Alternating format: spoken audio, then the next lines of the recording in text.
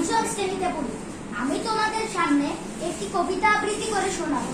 কবিতার নাম হিন্দু মুসলমান। বিদ্রোহী কবি কাজী নজরুল ইসলামের লেখা।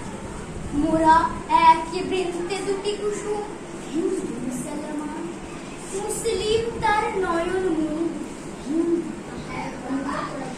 সে আকাশ মায়ের কোলে, যেন রবি শশী দূরে, এক লক্ষ এক সে মায়ের প্রাণ।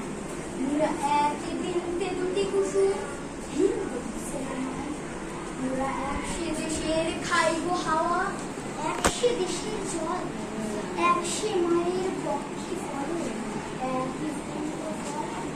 এক সে দেশের মাটিতে পাই, কেউ গুড়ের কেউ শশার ঠাই। মোরা এক ভাষাতে মাটি, এক সুরে গাই।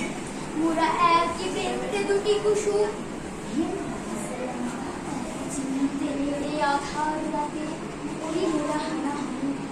সকাল হলে হবে ভাই, ভাই ভাই কাঁদবো তখন গলা ধরে, চাইব ক্ষমা পরস্পরে, হাসবে সেদিন গরব করে এই হিন্দুস্থান। মোরা